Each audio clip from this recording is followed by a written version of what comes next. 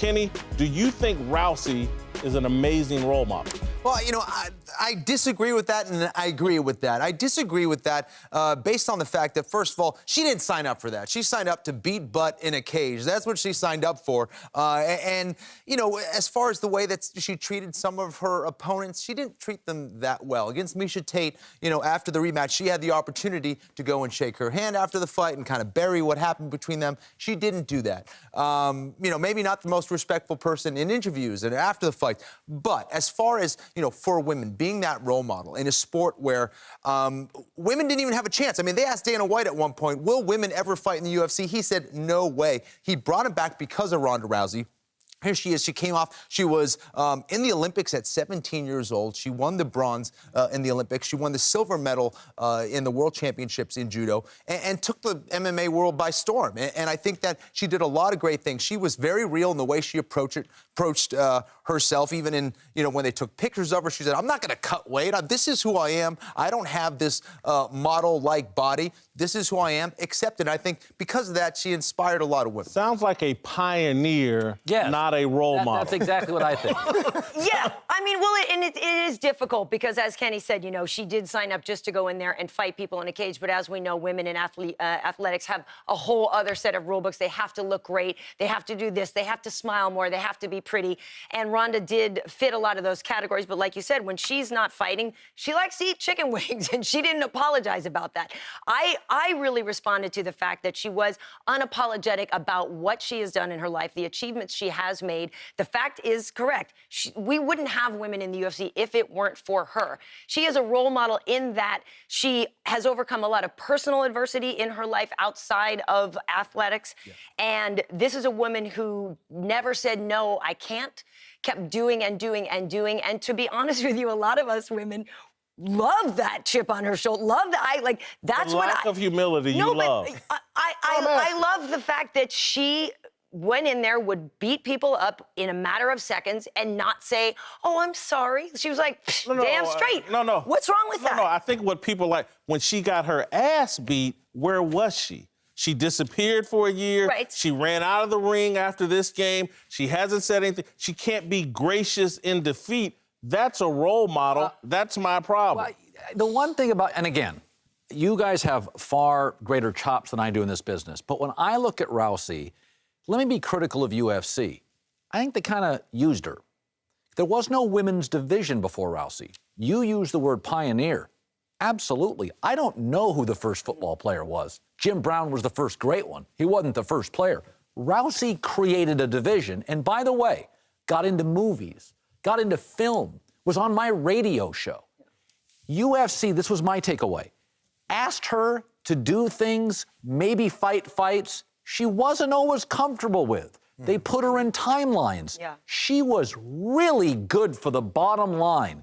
I like the Fertittas. I like Dana. She made them a lot of money. She did, but I'm going to say you made some football analogies. Red Grange, Newt Rock, or, you know, Bronco Nagurski.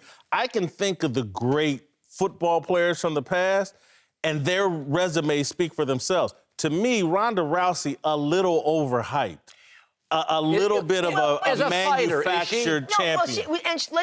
To be clear, she's not the first woman fighter. She is the most important woman fighter that we have had. There are many that have come before her and fought. They paid to play. They fought in little, you know, casino ballrooms and that kind of thing. I don't think she was overhyped because, you know, people say, oh, she's a product of the media. The media didn't walk into the octagon. The media didn't go beat these other women up. Was she taking out women who were less athletically able than Amanda Nunes? Yes. The division has caught up to her. But I don't think that takes away from what she achieved. I think it does a little bit. So, Kenny, I want you to help me out, and I don't want to put you in a tough spot. I'm not asking you to speak for everybody, but for me, as an African-American journalist, broadcaster, she smells great white hope to me. You know more than I do about her career in the UFC. Talk me out of that. Tell me why I'm wrong for playing the Great White Hope card. I would say that's inaccurate because, you know, everyone she faced, she destroyed. I mean, she went out there and fought the best that were available. Was they that had to 13 give her a straight, fight. 13 straight wins? Absolutely. It was a bunch of fights, and she went in, she was 4-0 or 5-0 when she came into the UFC. They gave her a tough fight right off the bat against Liz Carmouche, Didn't who they give her almost a won a title? little bit. Liz, Yeah, it was a right. title They fight gave right off her the a bat. title, No, but though. she didn't was the want that belt. Yeah. She wanted to fight and then get the belt. But They Dana gave it her the to belt. her. And she fought, I mean, someone like Miesha Tate, who had a lot more experience than her, who has been doing the sport for a long time, who didn't have the same kind of popularity as Ronda Rousey. And they said, oh, well, you know, let's see how she does against Miesha. She went out and destroyed Miesha. I mean, every single person, Strong. up until Holly Holm, up until, you know, Amanda Nunes, she was kicking butt out there. And, you know, it's not like she came out here and kind of took a couple kickboxing classes. She was a world-class judoka who came in here and took the sport by storm because of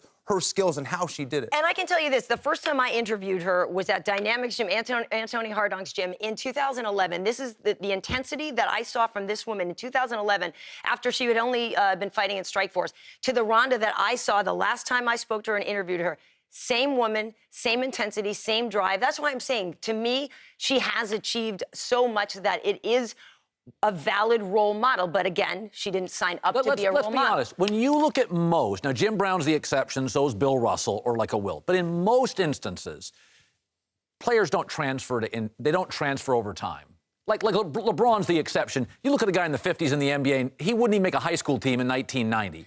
Is it reasonable to assume, let's be fair with Ronda Rousey, the sport's in its infancy, it is growing by leaps and bounds. She's not going to be a transcendent talent, but the sport owes her a huge favor. She created women fighting, and not only just fighting, but I was in the and I went to, are you sure about Rousey?